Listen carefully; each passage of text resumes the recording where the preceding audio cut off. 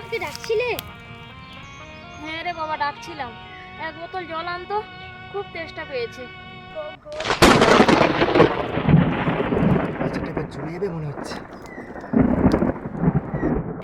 আচ্ছা মা, আমি যাচ্ছি।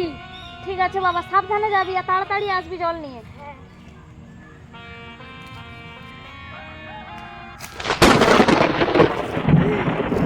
কেমন আছো?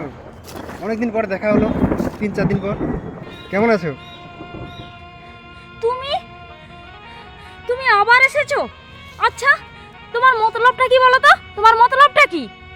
কেন, তুমি জানো না? না, আমি জানি না। তুমি আমাকে একটা কথা বলো তো, তুমি কেন বারবার ধরে আমার সাথে লুকিয়ে দেখা করতে আসো, বলো? আসলে তাহলে সত্যি কথাটা বলে দেই নাকি? নাটক না করে বলে ফেলো, কি বলতে চাও?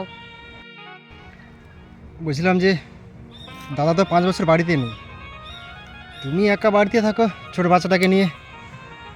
আর সত্যি কথা বলতে বৌদি, আমি না তোমাকে প্রচুর ভালোবেসে ফেলেছি। কি করবো বলো তো? একদম চুপ। তোমার লজ্জা করে না একটা অসহায় বউয়ের দিকে খারাপ নজরে তাকাতে? আসলে বৌদি, ভালোবাসাতে লজ্জার স্থান নেই, তাই তো লজ্জাহীনভাবে তোমার কাছে ছুটে আসছি বারবার ধরে। তুমি আমাকে খারাপ ভেবো না, আমার মনে কোনো খারাপ চিন্তা ভাবনা নেই। আমি শুধুমাত্র আমার মনে কথাটা জানাতে এলাম, আর কিছুই নয়। ভালোবাসা? তুমি আর মেয়েও পেলে না, দেখে শুনে একটা বৌদির কাছেই এলে ভালোবাসতে। ওভাবে বলো না, আমাকে তুমি লজ্জা দিচ্ছ, এটা কিন্তু ঠিক নয়। আচ্ছা, আমি কি তোমার সাথে কোনো খারাপ ব্যবহার করেছি? আমি তো শুধুমাত্র আমার মনে কথাটা বলেছি মাত্র। আমি একটা কথা বলছি, তুমি মন দিয়ে শোনো। আমি যতদূর জানি তুমি কলেজ পাস করে এখন টিউশন পড়াচ্ছ। তোমার সামনে উজ্জ্বল ভবিষ্যৎ পড়ে আছে। তুমি কেন তোমার জীবনকে নষ্ট করছো এইভাবে? আমি আমার জীবনকে নষ্ট করছি? কই, আমার তো কিছু মনে হচ্ছে না। হ্যাঁ হ্যাঁ, তুমি নিজেকে নষ্ট করছো। তুমি যে রাস্তায় পা বাড়াচ্ছ সে রাস্তায় তোমার বদনাম হবে, আমার বদনাম হবে, সর্বোপরি সমাজের বদনাম হবে। কি বলছো তুমি এসব? তুমি একজন শিক্ষিত ছেলে, তুমি চাইলে নিজেকে পরিবর্তন করতে পারবে। তোমার প্রতি আমার পূর্ণ বিশ্বাস আছে। সবই ঠিক আছে, কিন্তু আমি যে তোমাকে এতটা ভালোবাসি 2 থেকে 3 বছর, তাহলে আমি কেমন করে থাকবো, কীভাবে ভুলে থাকবো তোমাকে? জানি আমাদের সম্পর্ক এ সমাজ মানবে না, এ পরিবার মানবে না, এ সংসার মানবে না, কিন্তু কিন্তু তবু আমি কি করব? আমি যে পারবো না ভুলে থাকতে তোমাকে। কি করব আমি, কি করব? কেন, কৃষ্ণকে ভালোবেসে রাধা কি সারা জীবন একা থাকেনি? না রাধাকে ভালোবেসে কৃষ্ণ সারা জীবন একা থাকেনি? ভালোবাসা মানে শুধু শারীরিক মিলন নয়, ভালোবাসা মানে কাছাকাছি থাকা নয়, ভালোবাসা মানে আত্মার মিলন, মনের মিলন।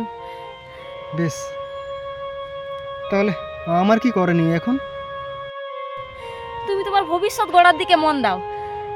দেখবে তোমার ভবিষ্যৎ উজ্জ্বল হলে তুমি আমার থেকে অনেক ভালো জীবনসাথী পাবে, তুমি দেখে নিও। বেশ, তাই হবে বৌদি। আমি আজ তোমার কাছ থেকে অনেক বড় শিক্ষা পেলাম। ভালোবাসা মানে শুধু কাছাকাছি থাকা নয়, ভালোবাসা মানে আত্মার মিলন।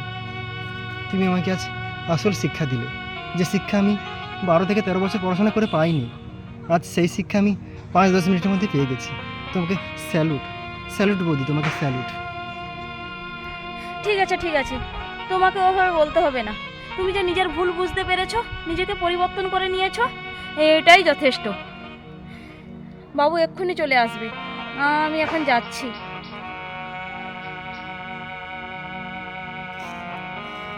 আর হ্যাঁ, আর একটা কথা, তুমি তোমার বিয়েতে আমাকে নিমন্ত্রণ করবে তো? কি করবে তো?